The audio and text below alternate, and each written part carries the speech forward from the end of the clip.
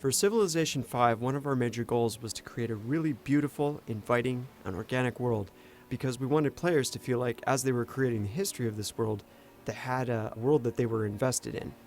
This is the Americas tile set you're seeing here. We have ones for Europe, Africa, and Asia as well. And the reason to have 4 different continent types is that as players are exploring the world, each new geographic region they come to has its own unique look. Again, this is about creating a plausible world for players to explore. And one of the reasons we're able to get this really great organic looking terrain was one of the gameplay innovations in Civilization 5, and that was the switch from square tiles to hexagons. Hexagons are cool because they give us a lot of really great gameplay mechanics, especially in terms of movement. Movement over long distance equalizes a lot better with hexagons than it does with squares. With squares, there are always cheats on the corners. These also reduce some of the ambiguity in the terrain. For example, you can have some weird artifacts when square tiles meet at corners, and you don't get that with hexagons. We know that players want a lot of information when they're playing a game of Civilization. Information about what they're seeing on the screen, the units they're controlling, things like that. And Civilization Revolution, which was our Civilization experience for the consoles, taught us a lot about how to present this complex information to players, but do it in a way that they could control it with a gamepad. We used those design lessons in Civilization 5 to push the user interface out to the margins of the screen and keep players invested in the world. For example, we do things with unit functions so that functions that players typically need, like move and attack, are always visible, and secondary functions like delete the unit are behind the fold. Not only does this clean up some of the clutter, but it keeps people from accidentally deleting their units.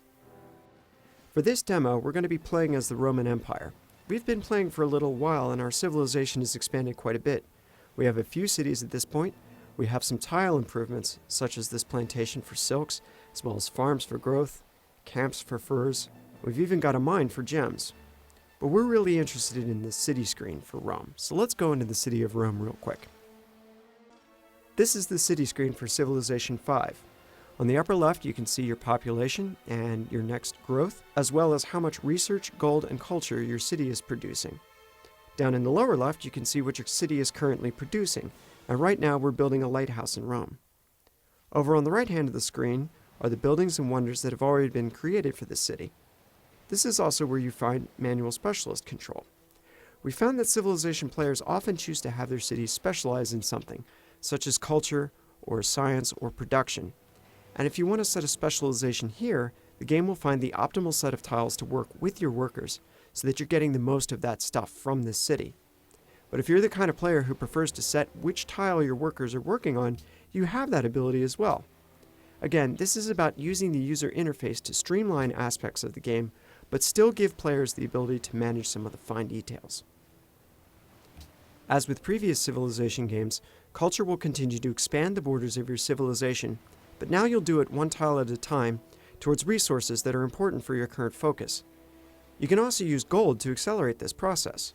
We're going to buy 2 tiles here, and when we return to the map, you can see that these have been added to our empire. This can be a valuable strategy for growth. You can send a settler out near some valuable resources, and then use your treasury to buy up the land near your new city. Culture is also the currency for the social policy system, and this is a major new part of Civilization 5. Social policies improve specific aspects of your civilization. For instance, here we have the aristocracy social policy, and that improves our ability to create wonders. These social policies are also keyed into the cultural victory of the game. If you complete 5 of these social policy trees, you unlock the Utopia Project, which is a world wonder. And if you're the first civilization to complete this wonder, you'll have won a cultural victory. Let's look a little bit at diplomacy in Civilization 5, and we'll do this by sending a musketman to the south to meet a new civilization. The leaders in Civilization 5 are these fully realized characters in an environment speaking to you in their native language, and we wanted you to feel like you were interacting with a worthy adversary and somebody who is taking you seriously as a major leader of the world. The scene that you're meeting this character in also tells you something about their personality. Here we're meeting Napoleon on the battlefield, but you might also meet Washington in his study or Gandhi by the side of the ocean. The leaders don't just look cool in these diplomatic scenes. We've made changes to the artificial intelligence so that the leaders play a lot more like an experienced Civilization player does. Each civilization has a flavor, or things that it does particularly well, and each leader has a preferred path to victory. So Napoleon, for instance, might try to build a huge land army and take over the world that way.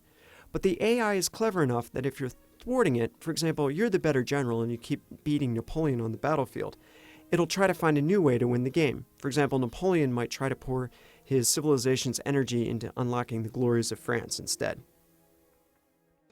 City-states are another new addition for Civilization 5. These are small, single-city civilizations that aren't out to win the game, so they give you a chance to have some peaceful diplomatic action with somebody who isn't going to be your competitor at the end of the game. Befriending a civilization can have some powerful advantages as well, too. Let's go ahead and meet Geneva. We see they're a cultured city-state, and they have an irrational personality, so they're always going to be presenting us with interesting challenges. We're interested in earning their friendship, so we're going to go ahead and give them a gift of gold. Now, when we return to the main screen, you'll see we get a notification that says we're friends with them. As we maintain this relationship over time, not only will we get the advantage of the culture from Geneva, but after the United Nations is built, there'll be a series of elections, and we know we can count on their votes towards winning a diplomatic victory. But now that we've invested in friendship with Geneva, we have to decide how much we're willing to commit to protect Geneva. If Geneva is attacked by England, do we help protect Geneva? Maybe we can't risk war with England, and so Geneva might fall and we would lose the time and resources we've invested in them. The city-states cause a lot of gameplay to occur just by being something in the world that the other major civilizations can befriend or besiege, and they provided a lot of depth to the diplomatic game in Civilization 5. But let's look at this English city of Newcastle for a second here. We want this city. We want it badly. It has farmland that would really help our civilization grow, and it has the Stonehenge world wonder. We think we would be better rulers of this city, and we've built an army to the purpose of bringing it into our civilization. But Romans are a fair and peaceful people, so we'll give diplomacy one last chance. Hello again. When you bring up the trade menu in the diplomatic screen, you'll see options that might be familiar from previous versions of Civ. You can ask for a tribute of gold or defensive pact, but the research agreement is new for Civilization 5. Both civilizations lay out a sum of money and get a boost to their research for a fixed number of turns. But what we really want is the city of Newcastle, and so we're willing to pay the princely sum of 2 pieces of gold for it. Let's see if Elizabeth takes up our offer. I beg your pardon? Well, it's a shame that she declined, because by doing this, she's just brought war on herself.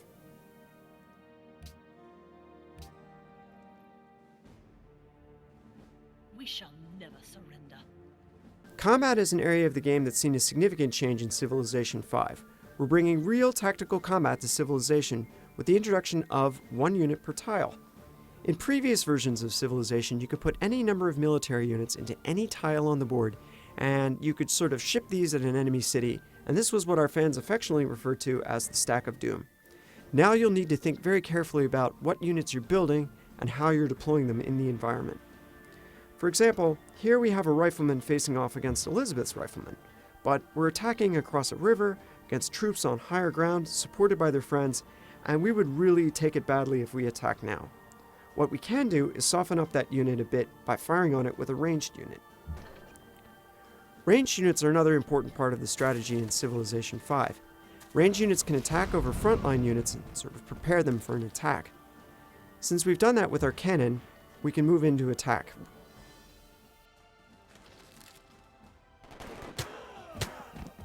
Now that we've attacked with our riflemen, we can see if we can finish them off with our cavalry. Elizabeth used 1 rifleman on a good, solid piece of terrain and held off against almost 3 separate attacks, badly mauling 2 of our units in the process. In Civilization 5, you can hold key points in the terrain, like a mountain pass, and use these units to hold off against a civilization with better production capability, and it feels pretty awesome when you do that. Let's go ahead and push our attack. We've caught one of Elizabeth's cannons out in the open away from her front line. Let's send a cavalry unit in to ambush them. Range units are strong, but they're not invincible. You'll want to protect your range units with a good solid front line of defenders. Because Elizabeth made good use of the units that she had on the terrain, she was able to break up our advance on Newcastle. We would have to heal up a bit before we could push on to Newcastle itself, and by then she might have brought up reinforcements. So, for right now, we're going to shift to another location where the odds are much better in our favor. In this situation, the odds go much better for us. Gloucester's lightly defended with only 1 unit at sea and 1 on land. So we'll look at how cities defend themselves in Civilization 5. Each city has a fixed number of hit points, and you'll need to bring these to 0 before you can march in and occupy the city. Our frigates have done a pretty good job of battering Gloucester's defenses, but we still need to occupy it from land. So let's send in our armies to attack. We've taken Gloucester. We have some choices here. We can burn the city to the ground and salt the earth by razing it, or we can bring it into our empire. But if we do, we'll take a penalty of unhappiness as our new subjects adjust to life as Romans. Or we have the option to turn it into a puppet.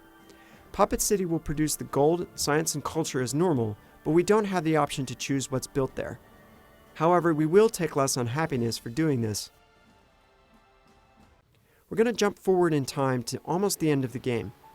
Here we've been fighting Montezuma, and we just took one of his cities. But as we did that, we noticed he was sneaking north with a component to the spaceship that you build for the space race victory. If he gets this to his capital, he can assemble that and the rest of the spaceship components, launch them, and win the game. And this isn't acceptable to us. We want to win the game. We're the Romans. The glory of the world belongs to us. Probably the best solution at this point would be to go ahead and occupy his city. Unfortunately for us, the middle of his empire is a bit of an unknown quantity, so let's send in a helicopter gunship to scout out the situation. We see that he has entrenched surface-to-air missile launchers, anti-tank guns, mechanized infantry units all on solid ground.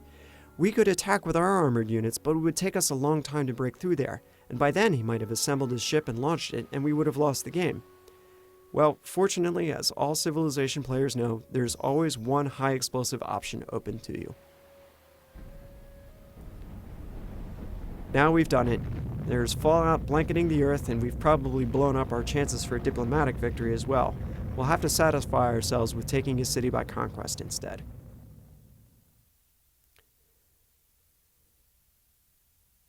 Now we've taken Montezuma's capital. We've taken our first capital in the game. If we take all of the enemy capitals, we'll have won a conquest victory. So, from here we have some choices. We can go back to England and we can keep pushing onward, and this time we're not going to settle for Newcastle. We want nothing less than London itself. And from there we're going to build the largest army that's ever been seen in the world, and we're going to push on to the gates of Paris itself and fight Napoleon. And then you can look up and it's 3 o'clock in the morning. This is Civilization 5, and we're really excited about bringing it out this September.